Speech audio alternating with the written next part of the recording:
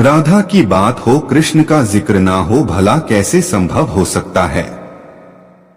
दोनों एक दूसरे के बिना अधूरे जो ठहरे। तभी तो सभी भक्त कृष्ण को राधा कृष्ण के नाम से पुकारते हैं, क्योंकि ये दो नाम एक दूसरे के लिए ही बने हैं और इन्हें अलग नहीं किया जा सकता, क्योंकि इस नाम के जपने से जीवन रूपी नैया पार लग जाती है।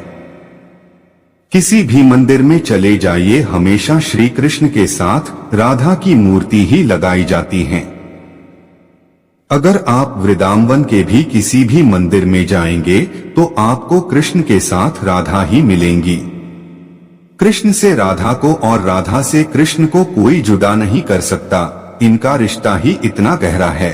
लेकिन ये रहस्य आज भी बना हुआ है कि श्री कृष्ण अपनी प्रिय राधा को छोड़कर मथुरा क्यों चले गए, राधा ने कृष्ण के बिना अपने जीवन को कैसे बिताया। ये सवाल बहुत गहरे हैं, लेकिन सवालों की गहराई में जाने के बाद शायद इसका सही उत्तर मिल जाए। ये तो सभी को पता है कि श्री कृष्ण का बचपन वृंदावन की गलियों में बीता। नटखट नंदलाल अपनी लीलाओं से सभी को प्रसन्न करते थे, कुछ को परेशान भी करते, लेकिन कृष्ण के साथ ही तो वृंदावन में खुशियां थीं। बड़े होकर कृष्ण ने अपनी बांसुरी की मधुर ध्वनि से अनेकों गोपियों का दिल जीता। सबसे अधिक यदि कोई उनकी बांसुरी से मोहित होता तो वो राधा थी। परंतु राधा से कहीं अधिक स्वयं कृष्ण राधा के दीवाने थे। राधा कृष्ण से उम्र में 5 साल बड़ी थीं। वृंदावन से कुछ दूर रैली नामक गांव में रहती थीं, लेकिन रोज कृष्ण की मधुर बांसुरी की धुन उन्हें वृंदावन खींच लाती थी। जब भी कृष्ण बांसुरी बजाते तो सभी गोपियां उनके आसपास मंडेराने उन्हें रिझाने लगती, लेकिन संगीत को सुनते ही सभी मग्न हो जाती। फिर कृष्ण गोपियों को अपनी धुन पर छोड़कर चुपके से राधा से मिलने उनके गांव पहुंच जाते। धीरे धीरे वह समय बीता तो कृष्ण को वृंदावन को छोड़ मथुरा जाना था। वृंदावन में शोक का माहौल हो गया। इधर कान्हा के घर में मां यशोदा तो परेशान थी, लेकिन कृष्ण की गोपियां भी कुछ कम उदास नहीं थीं। कृष्ण को लेने के लिए कंस ने रथ भेजा था, जिसके आते ही सभी ने उस रथ के आसपास घेरा बना लिया, ये सोचकर कि वे कृष्ण को जाने नहीं देंगे। उधर कृष्ण को राधा की चिंता सताने लगी। वे सोचने लगे कि जाने से पहले एक बार राधा से मिल लें। इसलिए मौका पाते ही वे छिपकर वहां से निकल गए। फिर मिली उन्हें राधा, जिसे देखते ही वे कुछ कह ना सके। राधा कृष्ण के इस मिलन की कहानी अद्भुत है। दोनों ना तो कुछ बोल रहे थे, ना कुछ महसूस कर रहे थे, बस चुप थे। राधा कृष्ण को ना केवल जानती थी, वरन मन और मस्तिष्क से समझती भी थी। कृष्ण के मन में क्या चल रहा है वे पहले से ही भांप लेती थीं। इसलिए शायद दोनों को उस समय कुछ भी बोलने की आवश्यकता नहीं पड़ी। अतत कृष्ण राधा को अलविदा कह वहां से लौट आए। उन्होंने गोपियों को भी मना लिया। कृष्ण के बिना वृंदावन सूना हो गया। ना कोई चहल थी, ना पहल थी, और ना ही कृष्ण की लीलाओं की कोई झलक। बस सभी कृष्ण के जाने के दुख में डूबे हुए थे। परंतु दूसरी ओर राधा को इस बात से कोई फर्क नहीं पड़ रहा था, क्योंकि उनकी दृष्टि में कृष्ण कभी उनसे अलग हुए ही नहीं थे।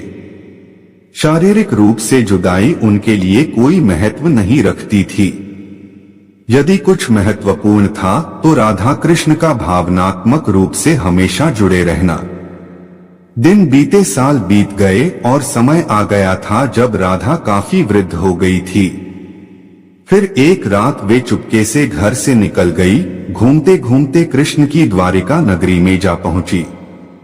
वहां पहुंचते ही उसने कृष्ण से मिलने के लिए निवेदन किया, लेकिन पहली बार में उन्हें वो मौका नहीं मिला। परंतु फिर आखिरकार उन्होंने काफी सारे लोगों के बीच खड़े कृष्ण को खोज निकाला।